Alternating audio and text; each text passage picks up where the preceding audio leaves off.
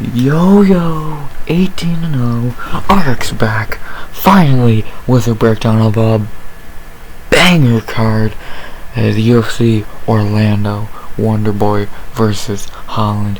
Yes, we are finally back with some fights after Thanksgiving. Hope everyone had a great Thanksgiving. And now we're in December, ready for Christmas and the end of the year. So let's hope the UFC goes out right with a banger last three cards. And on paper, 2 fight nights are great. 282 is not amazing, but we'll talk about that next week. This week's talking about UFC Orlando. I'm not gonna do a recap of the last card, Nchukwi and Kutalaba, because that did not happen last week. That happened 2 weeks ago. If you don't know what happened by now, what are you doing? Plus, that card was fucking dog shit. So, anything else to say? Obviously, like, comment, sub, 100 subs goal. Not gonna be hit by the end of the year, but you know, nice to still pretend. And yeah, this is gonna be a long one. 15 fights. Knock on wood. Let's hope it stays 15 fights. But weigh-ins and MMA gods are fucking assholes. So 15 fights, top to bottom, great card. I can say maybe 2 bad fights on the whole card. And not more to say besides, do you want to talk about some fights? Let's talk about some fights. And we start off the fight talking with a pretty good fight. Because this is going to be showing off a great prospect, and that is Yasmin I still have no idea how to say her last name. Yurgui versus Estella Nunez.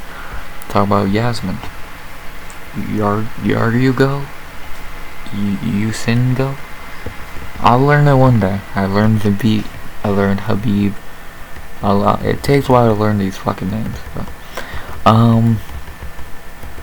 Yasmin's back after an amazing debut against Asmin Lucindo in, I believe it was Austin, if I'm correct. No, it was San Diego. Yeah, on the main card of fight, no one saw it made any sense of it being there, and it overperformed. It was an amazing fight. Both girls, Yasmin and Asmin, looked amazing. Showed a lot. They showed UFC knows what they're doing when it comes to booking fights. And now Yasmin is already back, ready to fight. Again, no, I didn't remember this, but the only reason Asmin got that fight against Yasmin is because Estella, who Yasmin's fighting on this card, pulled out. So, interesting fact. Yasmin's really good, great striking. I believe she can wrestle a little bit. I don't remember. I don't think she can't wrestle, but you know, if she has to, I think she will wrestle. Yeah. She's good. She's a great prospect, only 23 years old. 9 fights. This can be her 10th. And looking at the records of who she's beat before UFC, yeah, a couple bad records. Still not a great fight to show her talent because it's kind of a layup fight. But you gotta dip your toe in the pool before you dive in, most of the time. So, Yasmin Yusingo, I'm pretty good. I'm very excited to see how she does in this fight. For her opponent, Estella Nunez, I'll keep this short and sweet. She's not good. She's gonna get cut after this. And I think she's more focused on PFC. If you don't know what PFC is, it's Pillow Fighting Championship. I swear to every god, I'm not fucking with you. Look it up. She's literally doing that on the side. So, do I need another reason to not pick her? Oh, I do, because if her first 2 UFC fights, she's looked terrible. Ariane Cornelossi looked great versus her. Sam Hughes looked great versus her. Two shitty fighters looked great against her, and she's now fighting the best fighter she's fought in the UFC, and it's not gonna get better for Estella. She's 30 years old, and like I said, her mind's clearly in other things than fighting, so she's just not that good. Like, anywhere, like, I'm trying to think where I could say, oh, she can do good here. I can't. She's just not good. So, the betting odds for this fight have Yasmin minus 350 to plus 280. I would probably have Yasmin minus 500. I'd have her the biggest favorite on the card, because, and this might be a first, but we're starting off the card with my lock of the night. I do not see a world where Yasmin loses this fight unless it would need to be a Tom Aspinall, Calvin Kattar, Brian Ortega gets injured, and they give the win to Nunes. Because unless that happens, Nunes ain't winning this fucking fight. So, just fucking not be stupid now. Nothing more to be said. Yasmin's gonna win this fight, and the real question with this fight is how.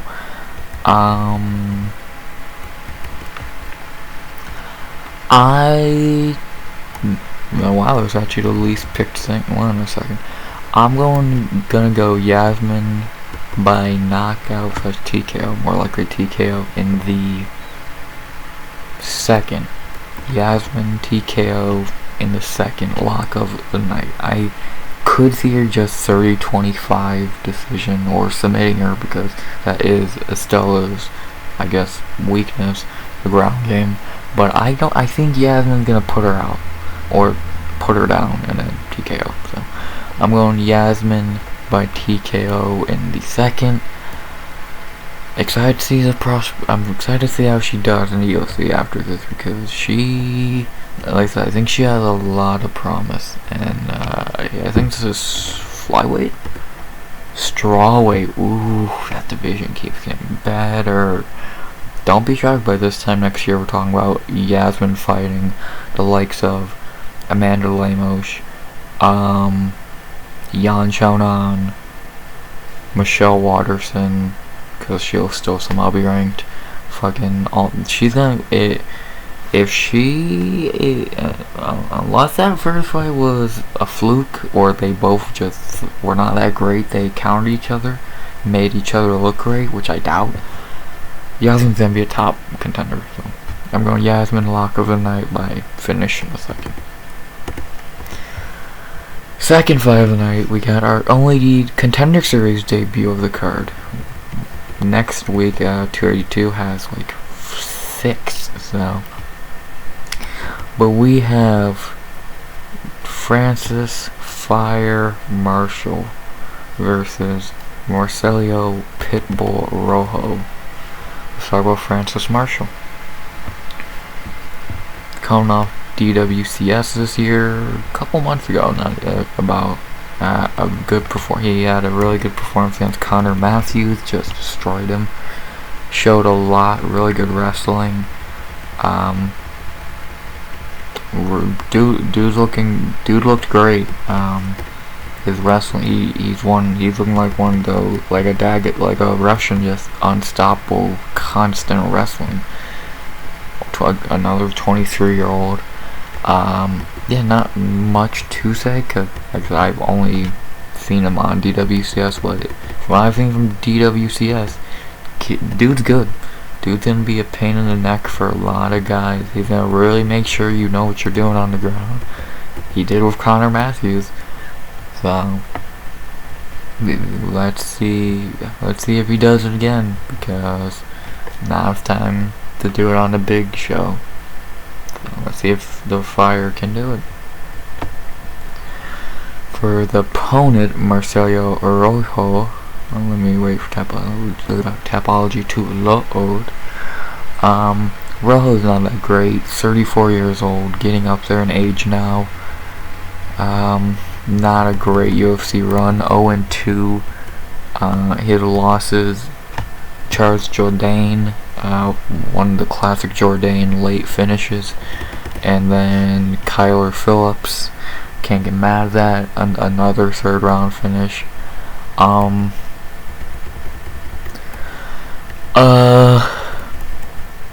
Oh, he's on DWCS, or he's on The Ultimate Fighter. Interesting. Rojo's not that good. It seems like he does not have a 3-round gas tank. Like, Kyler finished him in the third. Jourdain finished him with 30 seconds left in the third in a fight Rojo was winning. So, like, he's not that great. He's an okay striker. His ground game is unforgettable.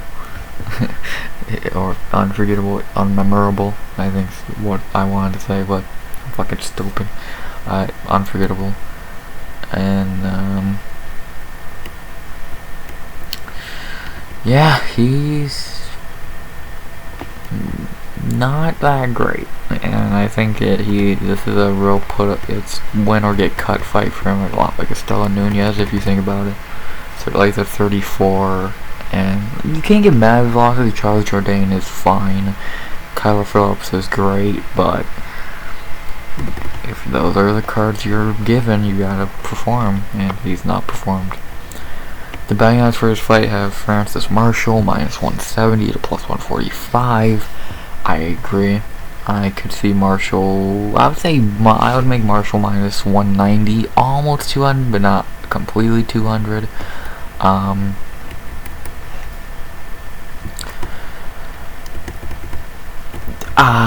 Yeah, I'm obviously going Francis Marshall, like, is that really debate?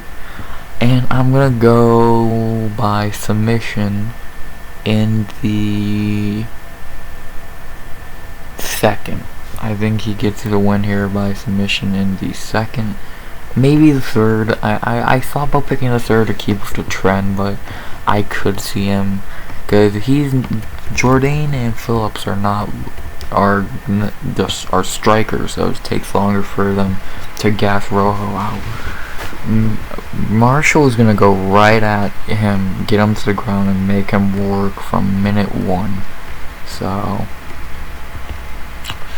yeah, I'm going Francis Marshall by submission in the second.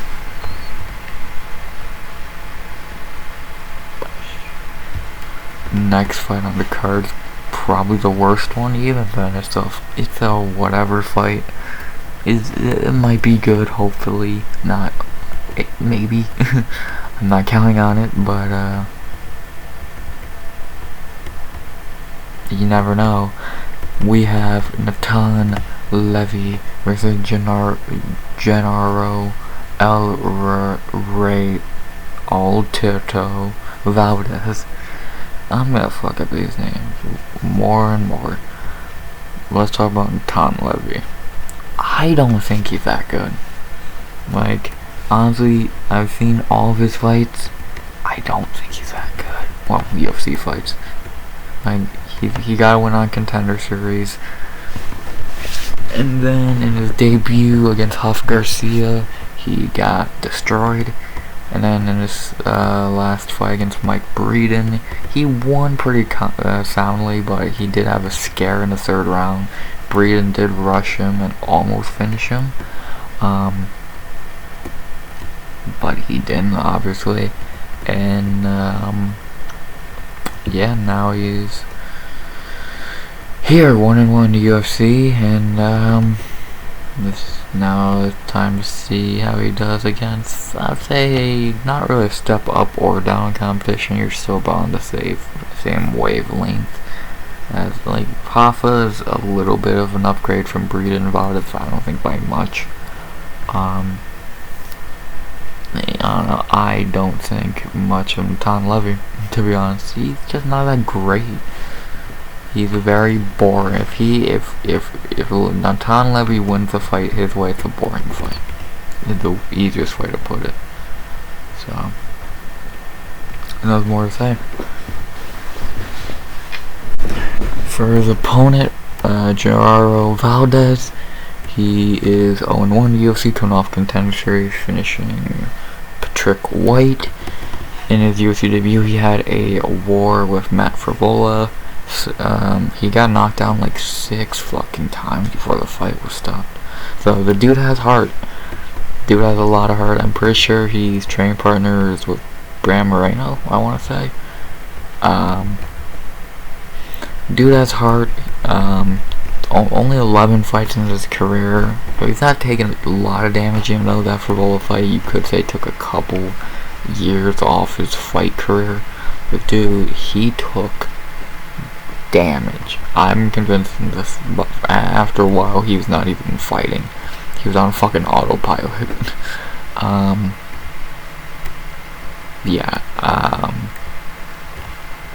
Not much. This is a fight between two guys. One dude's gonna get a win and keep his job. One dude's gonna start being on the hot seat. So, betting that first fight, have Natan Levy minus 180 to plus 155. I'd have 115 apiece. Honestly, I don't trust either guy. Natan, I don't think's that good. Valdez, I'm not seeing enough of yet to say confident. But enough to say so I'm confident about him. So this is a hard fight to pick. I think I'm going dog here though. I think I'm gonna go Valdez. I don't know why. I just have a weird feeling that he could get the job done. I don't know why.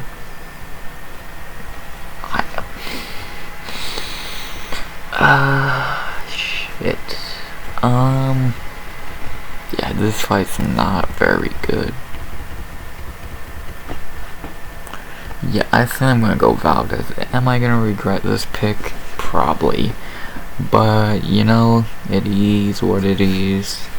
You live and you learn, and I'm gonna go Gerardo Valdez by decision. I don't think he's ever been to decision, so first time for everything. Valdez by decision. After that, one of the best fights on the card that should be on the main card, a banger at strawweight that's gonna answer a big question about one of their most popular prospects. We have Tracy Cortez versus Amanda Ribas. Fucking banger. This such a good fight. I remember when this fight first got booked, I remember being like, damn, that's a great fucking fight. And I know everyone's making the joke, whoa, it's a great fight, dude, but it's not fucking Ostovich and Van Zandt. It's a great fight. This is a great fight between two great female fighters at flyweight. So let's talk about it. Let's talk about Tracy Cortez, one of the UFC's biggest prospects that they would love to see succeed. She is 4-0 in the UFC, coming off to Contender Series, beating Maria Agapova. Another one she has is Erin Blanchfield in Invicta. That one has aged amazing. In the UFC, she's not really got any great wins. Vanessa Mello, not very good. Stephanie Egger, not that good. Justine Kish, come on. And Melissa Gatto, who I think is very good, but she's not the most well known, I'll say.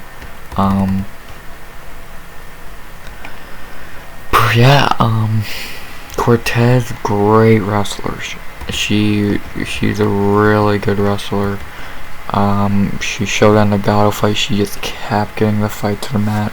Her striking still has a lot of improvement to be made, but she's only 28. She's hitting the prime of her career, and she's dating one of the best fighters you can be fucking with if you want to get better at grappling and striking, and that is Brian Ortega. So no wonder she's a great on the mat, and probably gonna get better on the feet. I could see this fight being a more striking than usual for the Cortez fight, and that if that's the case, I do think I could see it being Maybe a good way for Cortez to show that her striking is getting better. Because if she does win this fight, she is gonna enter the top 15 officially if she's not already. And after that, you're gonna really have to start making sure your striking's up. Because you're gonna be fighting people like Earn. You're probably gonna have to rematch Earn, who you probably don't want to wrestle with. You're gonna have to be fighting fucking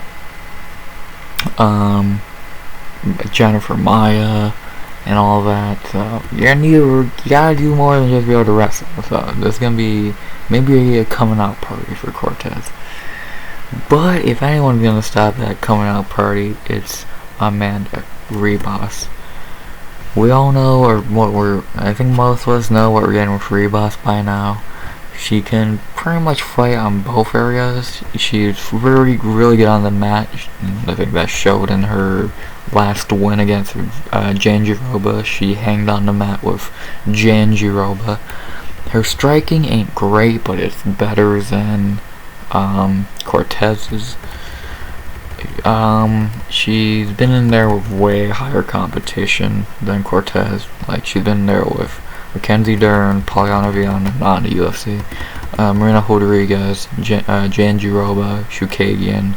So she's had more time in there, more fights, and more fights with higher level competition. So hell, I think she won the Shukagian fight. Not calling that a robbery, but I do think she won that fight. And in that case, she beat a lot of people think good for some reason, the #1 ranked flyweight. So, yeah, like, Ribas is good. Is she ever gonna be a champion? Let's be honest, probably not.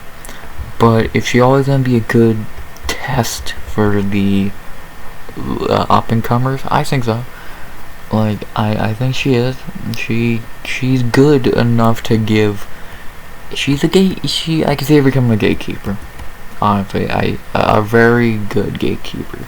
Because, like, yeah, I know it's kind of early to say she's 29, but let's be honest. Unless she makes huge improvements, would you really see her going that far? I personally don't.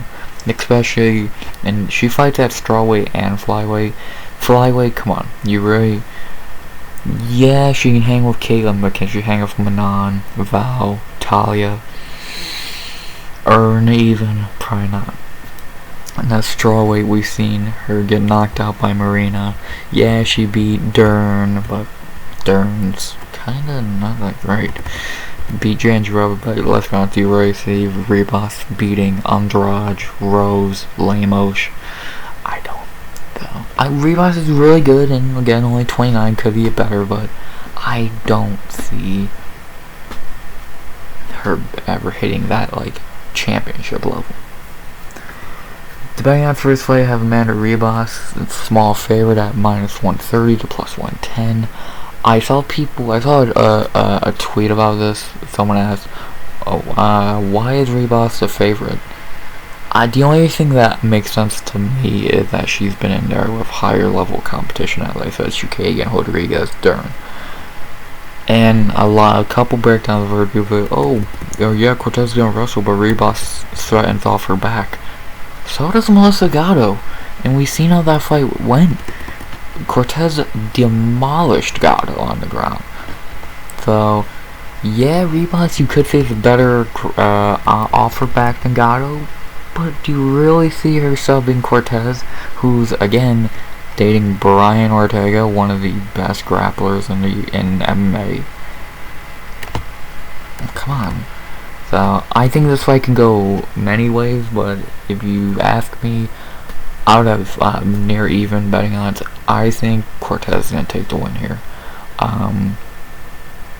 I think that she's going to be able to do is, I think it looks a lot like the Gatto fight. Maybe a little more striking, but besides that, I think Cortez does what she has to do to get the win here and start to climb the flyweight rankings. So I'm going Tracy Cortez by decision. Very excited for the fight, and I think this fight is when the card really starts to go from fucking from good prospects to bangers. And now we got the legend. The next 4 fights are veteran hour. The next fight on the card from number 5, and we still got 10 to go. Next fight on the card, we got Darren the Damage Elkins versus Jonathan JSP Pierce. Not gonna talk much on this fight because I think anyone who knows these two fighters can see how this is gonna go. But I'm not gonna talk much on Darren Elkins. We all know Darren Elkins. He bleeds every fight. And his game plan is he can strike, but he wants to get you to the ground and start beating you up. That's what he did to Tristan Conley, Derek Minner, Eduardo. He in his last 2 losses, he didn't. That exact thing did not happen. Cub Swanson, Nate Landwehr. So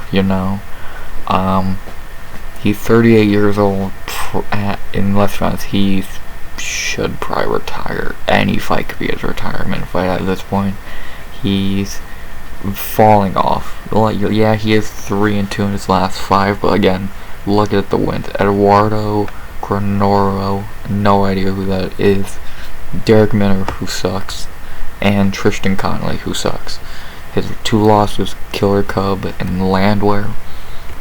Yeah, I don't know. I think that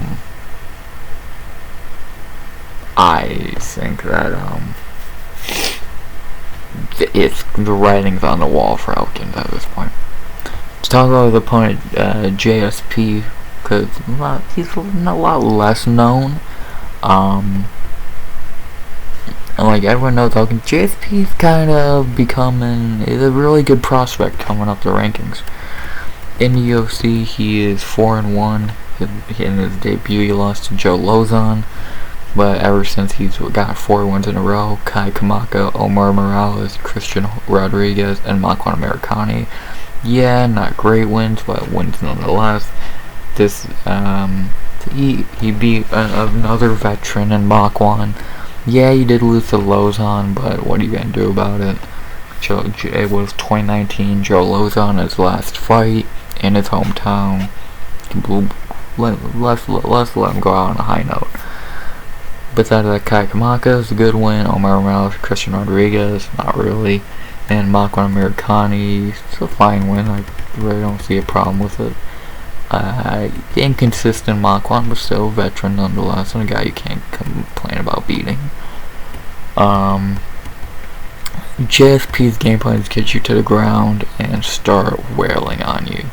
Like, he has 2 finishes and 2 KO/TKOs in UFC. It's ground and pound. Like, he has a submission. Like, he's trying to get you to. His name's JSP. He's trying to do as little striking as possible and get you to the ground, cut you up, and fucking get the win. Take no damage and put a good amount of damage on you. So, Jonathan Pierce, I think this is gonna be a coming out party for him. The betting odds for this fight have Jonathan Pierce minus 420, nice, and to plus 310. Jesus Christ. Yeah, I would have JSP minus 450. I think it's pretty obvious what's gonna happen. He's gonna take Elkins down, bloody him up, and either get a doctor stoppage or TKO, or he's gonna get a 30-26 decision. I think he's gonna get the decision, so I'm going Jonathan Pierce by decision. The only reason I don't think he's gonna get to finish is Darren Elkins is tough as fuck. The only way that you finish him is trying to fucking knock his head off like Cub Swanson did. So, plus it's gonna be a wrestling match, so Elkins does know what he's doing, so I do think he'll be able to escape a lot of the finishing scenarios by JSP, so I'm going JSP by decision. I think it's gonna be a pretty easy 90 office. Hate to see Elkins go out like this, but yeah, what are you gonna do about it? After that, a weird fight, not really, a hard fight to predict in a way, but when this guy's in the fight, when is it ever easy? We got Michael the Menace Johnson versus Mark Bone Crusher Diakese. Not gonna go in depth on Michael Johnson. If you know, you know. Michael Johnson, the greatest, worst fighter of all time. Shout out to Martial Mind. That was his title for, I think, a video he did a couple days ago. Dude has just to go. Let me bring up his record right now. I'm gonna tell you who he's beat and then who he's fucking lost to. So, couple of the wins he has. Dustin Poirier, Edson Barboza, Joe Lozon, Tony Ferguson. His losses: Paul Sass, Reza Madade, Stevie Ray, Thiago Moises, Clay Guida. Yes, this dude beat Dustin Poirier, Tony Ferguson, but lost to Thiago Moises and fucking Michael Johnson. Dude, the best way to describe him: he wins fights he shouldn't. He loses fights he shouldn't. He should beat Thiago Moises and Stevie Ray. He loses. He should not beat Tony Ferguson and Dustin Poirier. He fucking did. Makes no fucking sense. So, he's not even a bad fighter.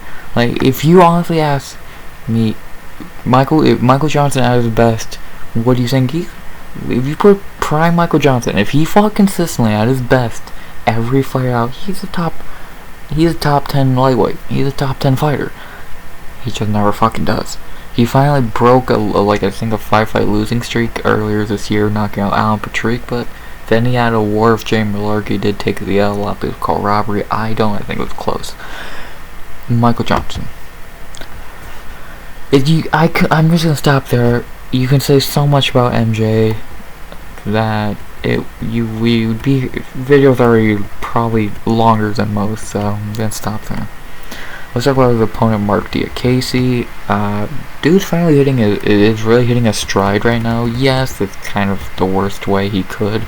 Back-to-back boring fights that you literally could not watched and you would have missed nothing.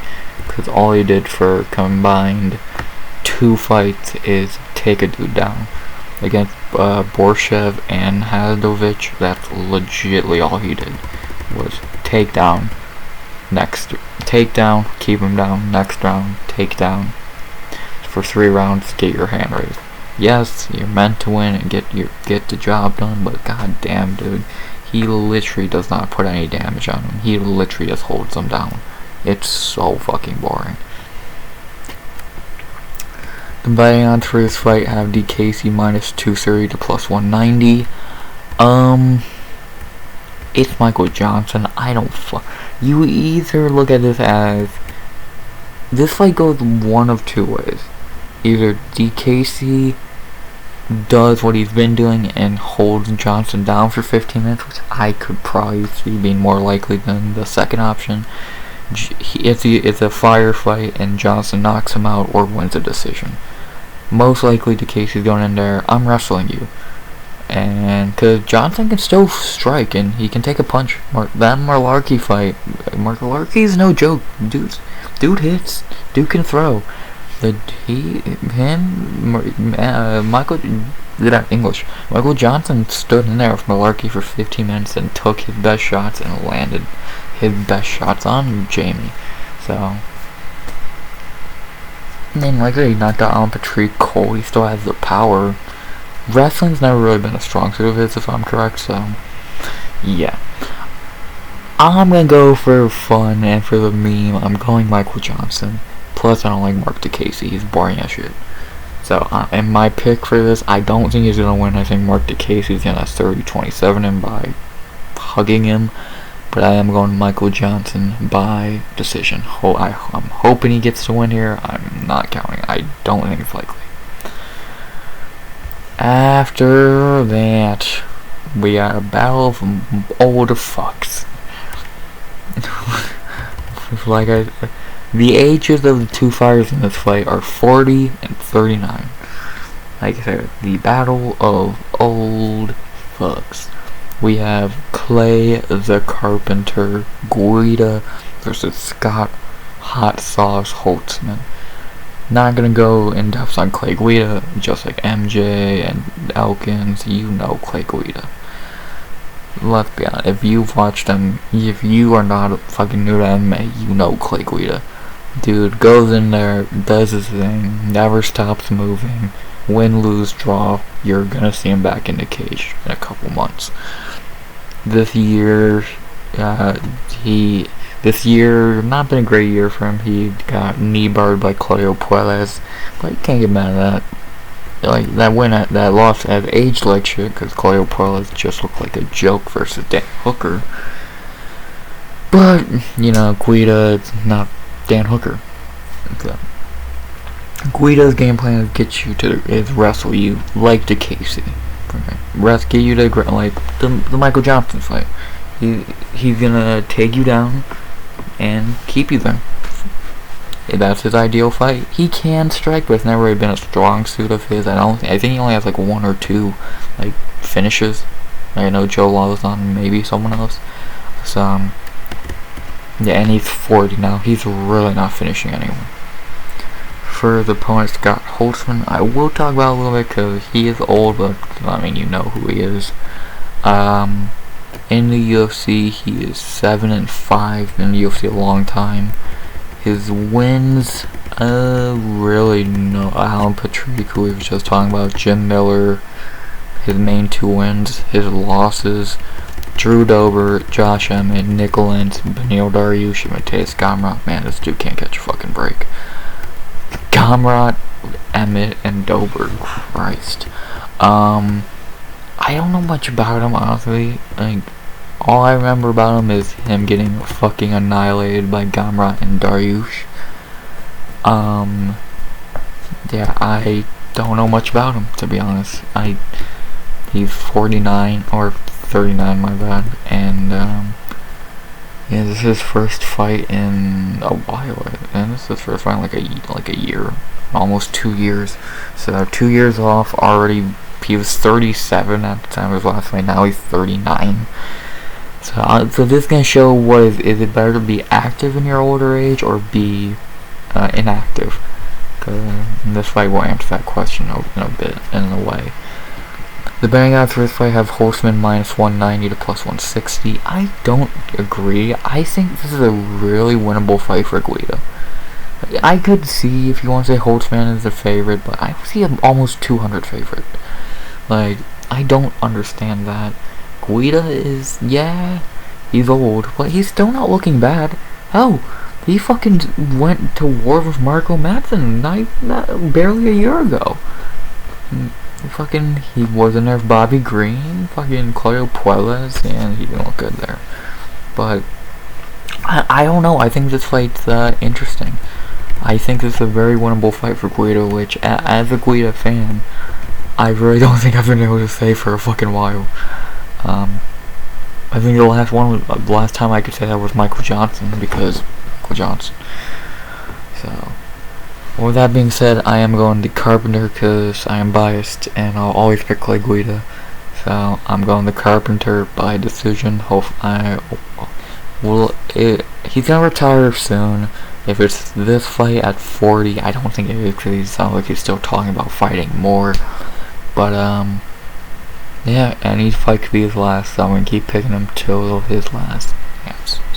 I'm going to Clay Guida by decision, like always. There's still 2 more fucking prelims, Jesus Christ. This card. Next one on the card. Time for female Michael Johnson. If you know who that is, you know who I'm about to talk about. Angela Overkill Hill versus Emily Gordenha Ducote. Female Michael Johnson. Do I need to say anything else to describe Angela Hill? I'm not gonna go in depth on Angela Hill, because if you are an MMA fan, you know Angela Hill. She wins fights she shouldn't, loses fights she should win. Just in her last 5, she beat Lupi Godinez, and kinda you could say she beat Amanda Lemos. But then she loses to Tisha Torres and Viana Jandiroba. Dominantly loses. So what the fuck? She makes no sense. I don't know how to predict a fucking Hill fight. Every time I feel confident, and every time I say, oh, I think there's gonna be an easy win for Lupi Godinez or Amanda Lemos versus Hill, they don't look good. And when I think Hill's gonna win, she looks like shit. Like, I don't understand Angela Hill. Her record is 14-12. Christ. 37 years old. You can't really bring anything to the table she hasn't seen. And Cody definitely ain't bringing anything to the table she hasn't seen. This is really just her doing her thing to try and knock off another prospect. Let's see if she doesn't. To talk about her opponent, the prospect, who, if I was her, I'd be shitting myself because I'm fighting Angela Hill, and on paper, I should win. Emily Ducote, who in her debut, she destroyed Jessica Panay, who was ranked, and is now fighting in her second UFC fight, already ranked. Great leg kicks. I think that's going to be a huge thing for her in this fight. Hopefully she don't get taken down off of them, but you never know. Ducote, I think Ducote's good. Like, from what I've seen in that Panay fight, she looked pretty good. She's only 28 years old. Her hands looked great. I don't remember her ground game being seen in that fight. Maybe I'm stupid, but I don't remember seeing her ground game much. So overall, not much I can say about Ducote because I've only seen her one fight against Panay, but I can say leg kicks might be a big factor in this fight, because if she can do what she did to Panay to Hill, shut down their legs, then it could be a good night for her. So betting on to have Ducote minus 125 to plus 105. I would have Ducote probably minus 150. With that being said, I am going to go Ducote with little confidence because it's Angela Hill I'm picking against. So, yeah. I'm going Emily Ducote by decision. With very, very little confidence. I could totally see Hill and Johnson winning just to fuck up every parlay and every bet. Or make a parlay with those two. Fuck it, I would.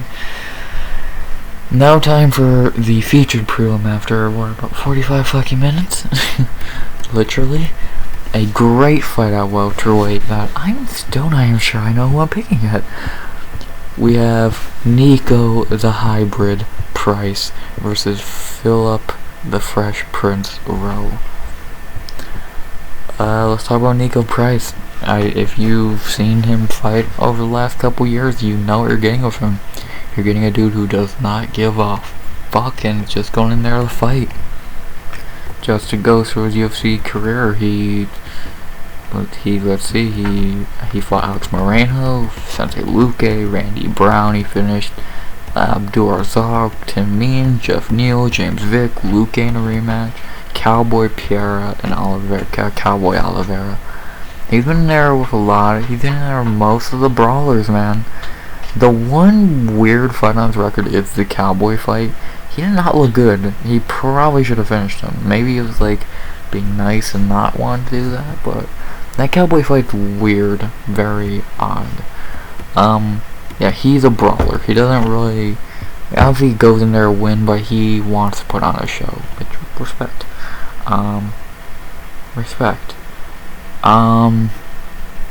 He's taking a lot of damage, which is something to factor in. Like, just over his last 5 fights. Like, he didn't take any damage against Vic or Cowboy, but Luque, he had his eye closed. Piera, he took damage. And Alex Oliveira, I don't remember him taking much damage. I don't remember him looking that good either. So I don't know. It's been a while since we've seen Nico. This is his first fight in 2022, if I'm correct, and if it's not, then it's been first fight in 2022. So I like Nico, but he's one of those guys who, he's one of those fan fighters. He's not great, but he's fun to watch. And he's a fan fighter. If that makes sense. Yeah, like Darren Elkins, for example, fan fighter. Diego Sanchez, great example. Talk about his opponent Philip Rowe, a dude who I've gained, a dude who I kind of looked over for a minute, but I'm starting to see, okay, he's not bad, He's 2-1 UFC in his debut. He lost to Gabe Green, but, I kind of will throw that to the side, because it looks like that he learned from that, he's gotten better. He destroyed Oren Kosi, and a great win nonetheless, and he KO'd Jason Wood, who hasn't. I think he's getting better. He's only, I think he's, 31, 32. He's a year younger than Nico, but way less damage taken. Like, he's taken maybe a fucking fraction of the damage Nico has taken. This is his second fight in 2022. He fought, like I said, at the beginning of the year against Jason Witt. So he's had time to recover. So both of these guys are going to be pretty recovered and ready to go and throw. This is going to be a good fight. This is a really good featured prelim. Not what I would have as a featured prelim, but I get why they're making it as a featured prelim. Nico Price is Nico Price, and Philip Rowe is a good welterweight prospect. So the betting odds for this fight are pretty much even. For Phil Rowe coming out minus 120 plus 100, I would agree. Might have it 110, 115 apiece. I could see this going either way. I could see Price going in there, making it a war, maybe finishing Phil. I could see Phil having a good first 2 rounds and then having to handle the storm of the third by Nico. I could see this being a draw for 10-8, round 3 by Nico.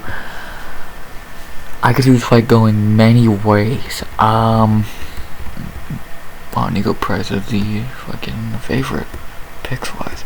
I don't want to pick against Nico Price here, but I'm having an issue bringing myself to picking him because, like, you had trouble with Cowboy 2 years ago.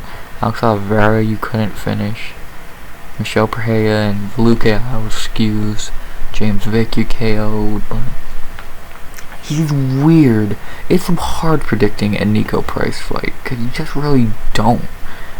You really just don't. Rather right now I'm going Phil Rowe, but we'll see what happens.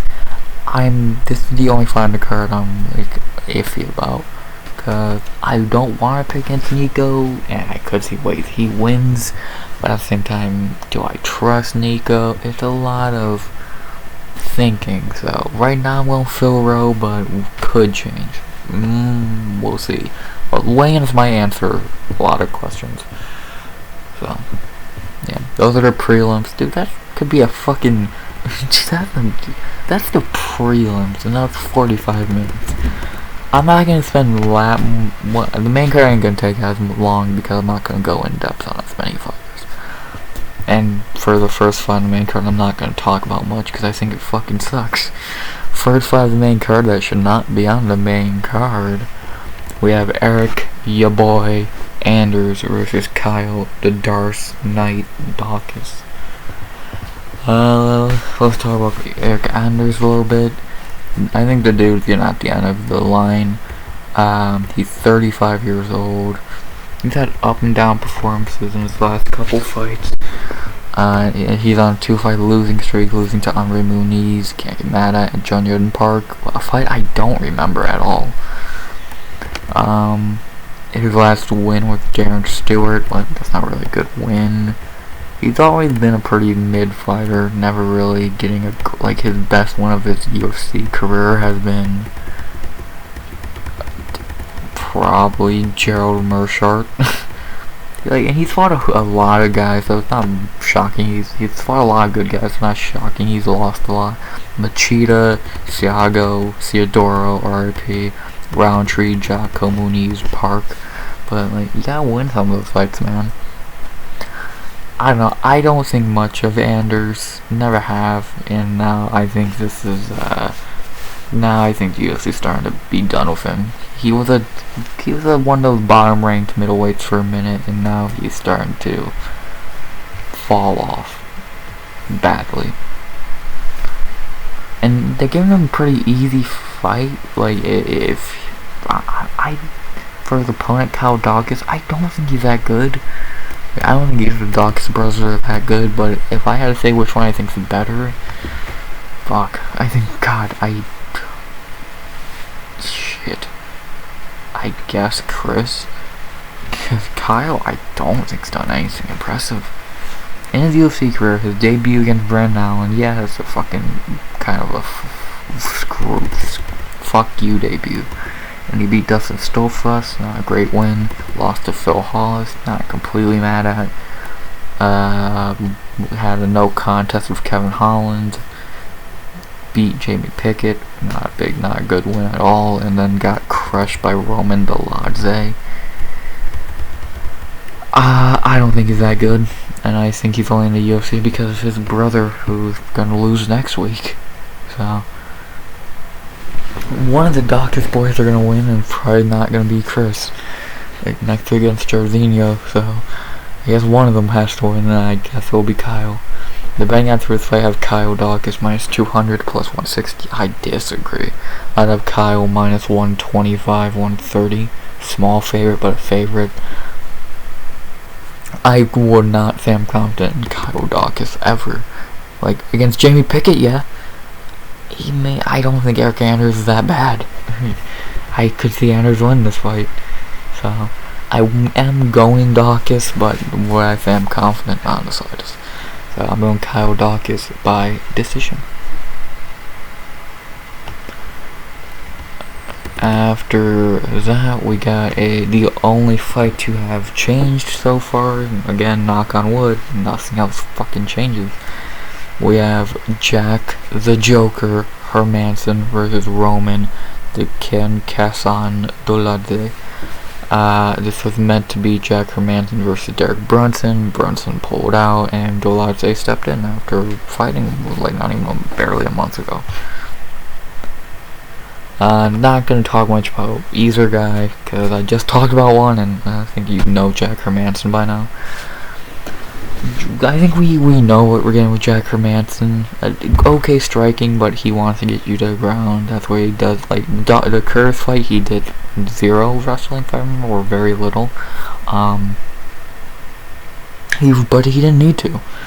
But like against Shabazian, he needed to because he would have got knocked out. Gastelum, he needed to. Like, it's really clear to see he's a gatekeeper. Like his losses are to Vettori, Strickland, Cannonier. He's never gonna beat those top dudes, but he can beat Kelvin Gastelum and Chris Curtis and Roman Dolidze and probably Derek Brunson. He's just there. 34 years old, and let's be honest. So if we look at the top guys in middleweight who he hasn't fought, do you really see him beating any of them? Alex Pereira, Israel Adesanya, Paulo Costa, Robert Whittaker. No, it's not. Like, he's just there. He's like a B-level fighter. To talk about his opponent Dolidze, who I just talked about a couple weeks ago, this might have been a smart decision and a dumb one at the same time for him. Like, obviously he wants to fight a ranked dude, but how really smart is this if you think about it? Like, I'd highly doubt he was in the gym when he got the call to take this fight. He just came off a big win against Phil Hawes, and now 3 weeks later you're fighting Jack Hermansson on a big card for a ranking. Let alone, I don't think he's that good anyway. Like he's really never fought anyone close to the level of Hermansson. I don't even think Hermansson's that good, but all his fights in the UFC are against shitty fights. The best fighter he's faced is Phil Hawes, who I don't think's that good. So I'm gonna keep this short. I think Hermansson will win this. I don't think it's gonna be one of those short notice. It's not. I don't think it's one of those where it's a short notice fight. So whoever was already in, I think all should be minus 400. But I think Like, the betting odds, I do agree with Jack Hermanson minus 170 to plus 145. I do think those are fine odds.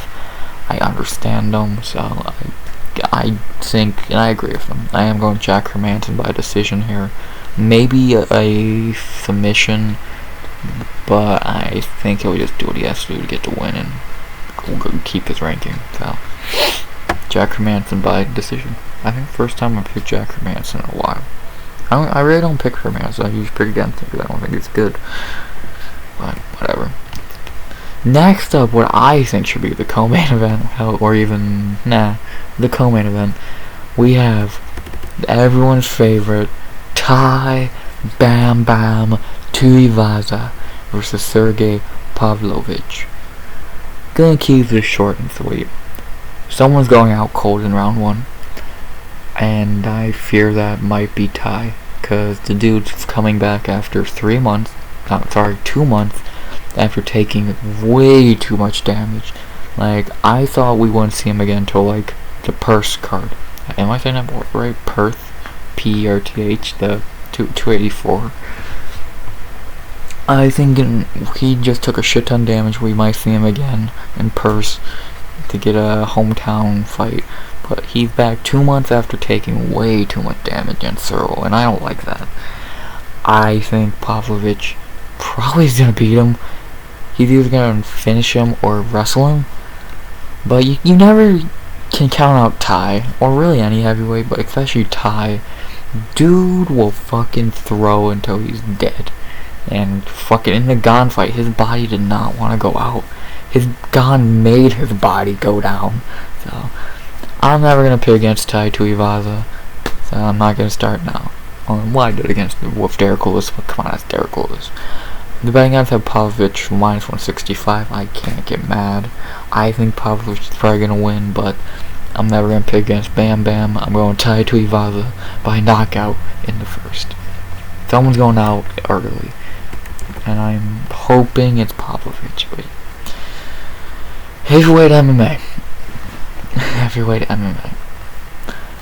Next up, a decent flyweight bout between, there's still 3 more fights, and I think we've hit the hour mark by now, or close to. Co-main to co-main, we got Mateus Nicolau versus Matt Danger Schnell.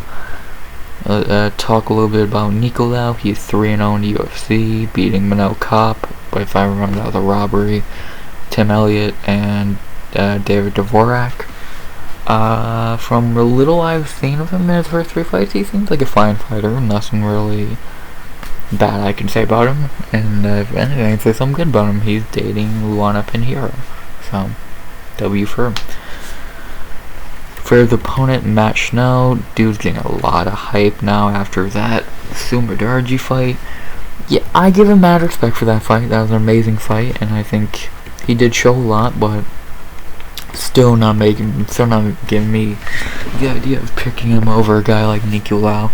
If he beats Nicolau, then we can start talking, but I just can't really say I think he's gonna beat a dude like Nicolau when he's lost to Pantoja and Roy Val.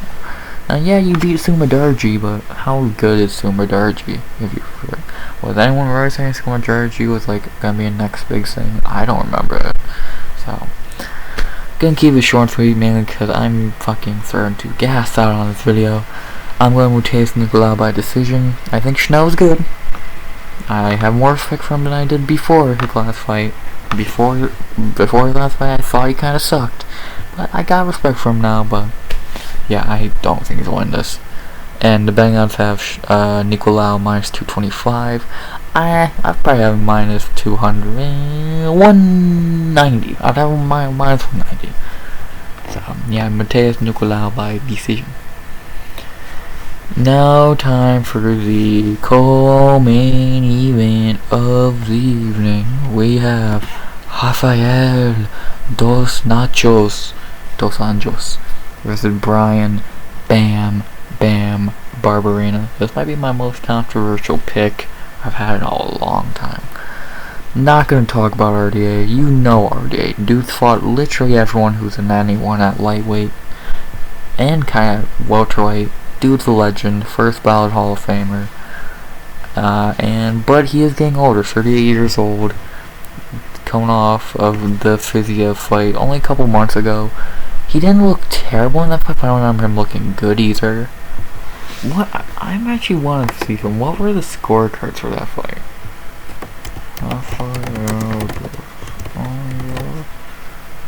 Versus. Sorry about the typing, but you know.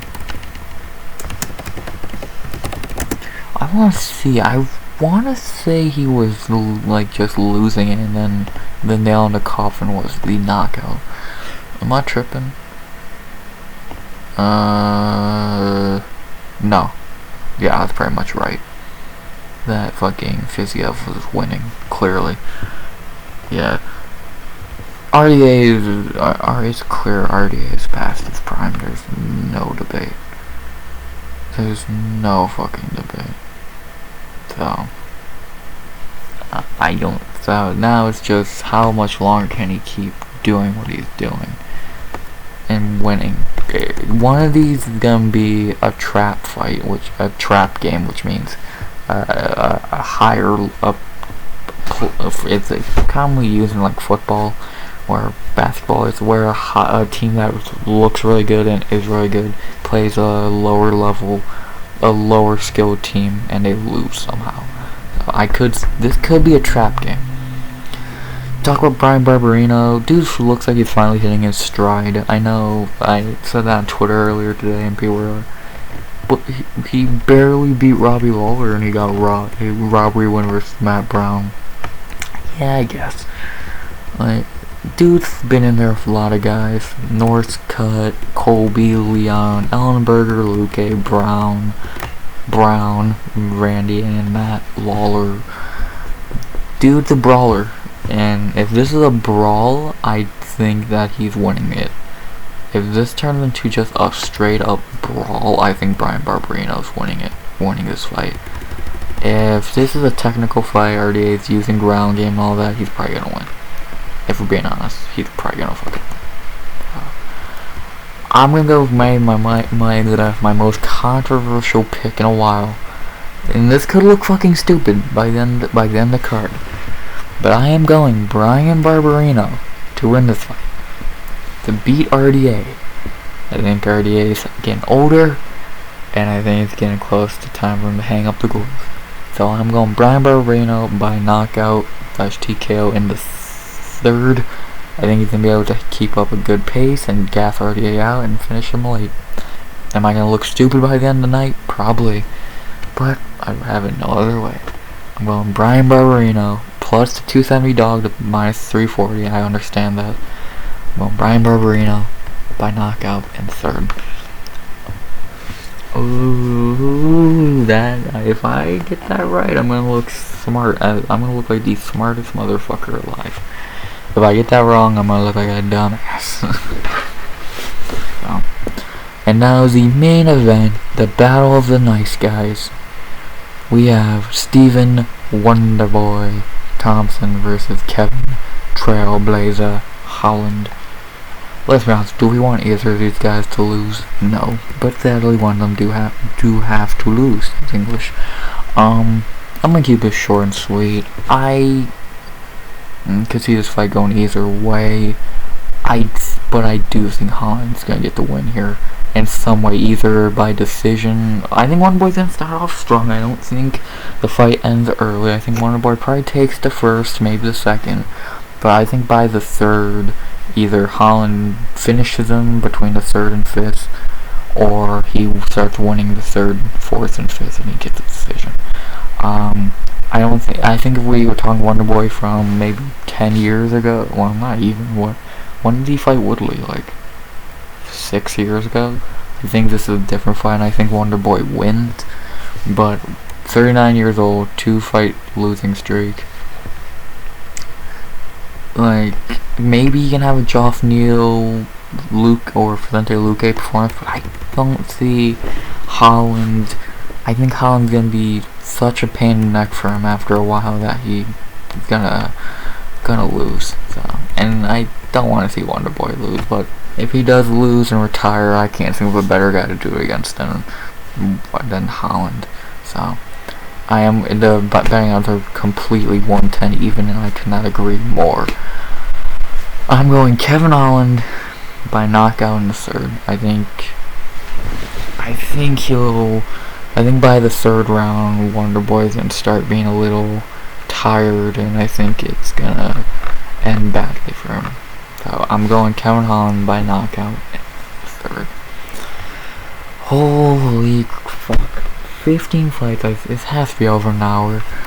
And yeah, I'm gonna go over my picks one more time and wrap this up because goddamn my voice hurts. My picks. Lock of the night, Yasmin Yorgui. I'm gonna say that wrong more and more.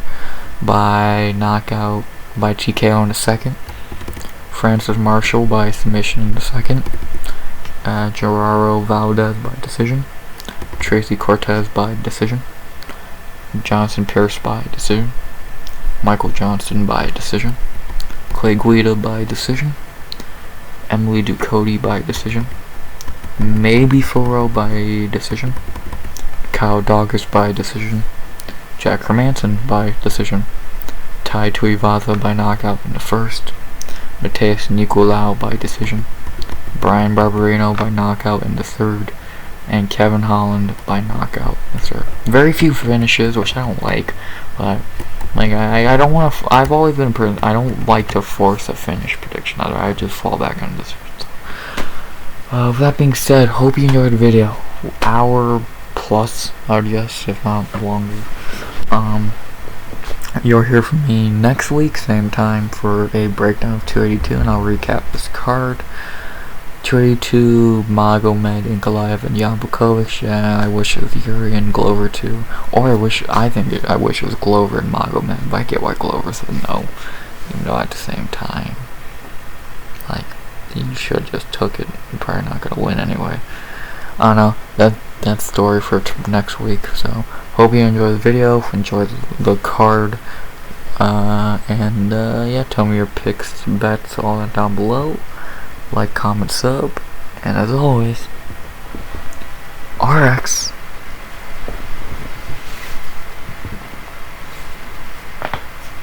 out. Bam, bam.